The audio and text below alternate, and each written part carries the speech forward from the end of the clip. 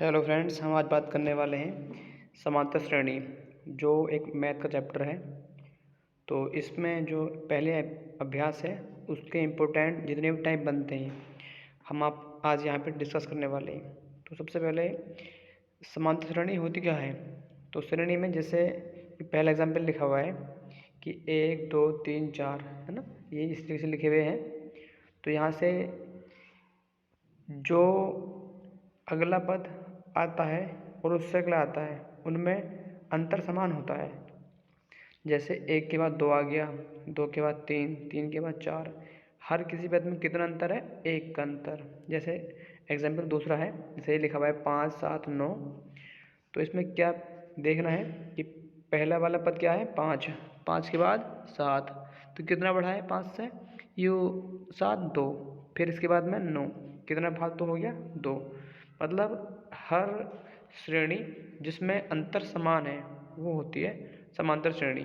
तो इस अभ्यास में क्या क्या सवाल बने हैं वो देखो। जैसे कि प्रथम पद क्या होता है उसको हम लिखते हैं ए से। जैसे कि एग्जाम्पल नंबर सेकंड वाले में पहला पद कितना है? 5, तो वो ए का मान हो जाएगा। सर्वांतर होता है डी। क्या होता है? डी। तो इसे हम कैसे लिखते हैं? जैसे कि मान लीजिए दूसरे वाले में से घटाएंगे पहला वाला पद, तो 7 में से घटाओ 5 को, कितना बचेगा? 2। तो ये हमारा सर्वांतर है। और अंतिम पद क्या होता है? श्रेणी का आखिर वाला पद जो होता है अंतिम पद कहलाता है। ठीक है फ्रेंड्स। अब जैसे एनवा पद क्या होता है, या जैसे टी एन लिख देते हैं या फिर ए एन लिख देते हैं। ठीक है, इस प्रकार से होता है। तो श्रेणी में मतलब श्रेणी में क्या होता है? A1 होता है, A2 A3 A4। ठीक है।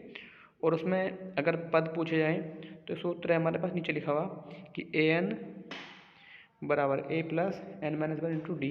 इसके शॉर्ट फॉर्म भी है कि भाई A1 लिखना हो, यहाँ लिखा हुआ नोट करके, अगर हमें A1 निकालना हो तो वो A ही होता है, और A2 निकालना हो तो उसमें D जोड़ देते हैं। A3 में 2D, A4 में 3D। तो इस प्रकार से जितने नंबर के टर्म्स निकालनी होती है उससे एक कम D जोड़ा जाता है। जैसे कि A5 निकालना होगा तो A में जोड़ेंगे 4D। ठीक है फ्रेंड्स। इसी प्रकार से हमारे पास एग्जाम्पल है, ये लिखा हुआ है 2, 5/2, 3, 7/2। सवाल है यदि समांतर श्रेणी में है तो अगले 4 पद प्राप्त करने हैं हमें। सबसे पहले चेक करेंगे कि जो श्रेणी लिखी हुई है समांतर श्रेणी में है क्या नहीं। तो सबसे पहले हल पे आएंगे इसके। तो हल में जैसे ये लिखा हुआ है 16 में प्रथम पद क्या है इसमें? 2, तो ए की वैल्यू हो जाएगी इसमें 2। आप निकालेंगे सर्वांतर। सर्वांतर में जैसे ये लिखा हुआ है A2 में से घटेगा A1, या फिर A3 में से घटेगा A2। तो फ्रेंड्स A2 लिखा हुआ है यहाँ पे 5/2। जैसे कि सीरीज में देखो यहाँ पे ये लिखा हुआ है 5/2, तो हमने क्या लिखा? A2 के स्थान पे 5/2। फिर माइनस में A1 आएगा। A1 कितना है? A1 हमारे पास 2 है। ठीक है। अभी जैसे इसको हम हल करेंगे तो 5/2 माइनस 2 के बटे में मान लेंगे 1, नीचे वाले की 1 से गुणा करेंगे, 2 1 2, तो लघुत्तम 2 आ जाएगा। क्रॉस मल्टीप्लाई करेंगे तो 1 पंजे 5 माइनस 2 दूनी 4 हो जाएगा ये। ठीक है। 5 में से घटेगा 4 तो कितना बचेगा? 1/2। तो ये हमारे पास डी का मान आ चुका है। अब चेक करेंगे कि और चेक करना है 2 बार, तो कितना चेक करेंगे? की बार A3 में से घटेगा A2। तो ठीक है, तो A3 में से क्या करेंगे हम? A2 घटाएंगे तो A3 की वैल्यू कितनी है हमारे पास? वो 3 है। कितनी है? 3। तो 3 लिखा जाएगा। फिर माइनस में A2 आएगा। A2 कितना है? 5/2। तो फ्रेंड्स यहाँ से सेम करेंगे तो D का मान कितना यहाँ से भी आ रहा है? 1/2 आ रहा है। दोनों प्रकार से D का मान प्राप्त करते हैं।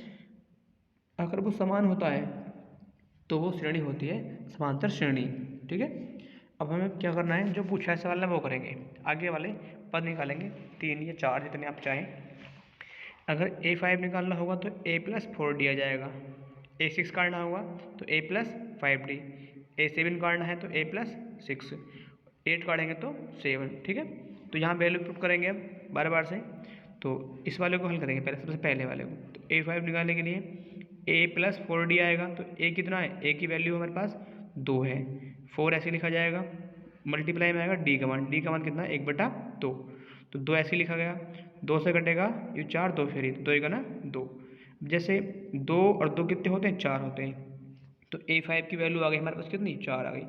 A6 काटेंगे यहाँ से तो A प्लस 5D, तो A की वैल्यू कितनी है, यहाँ देखो 2 है।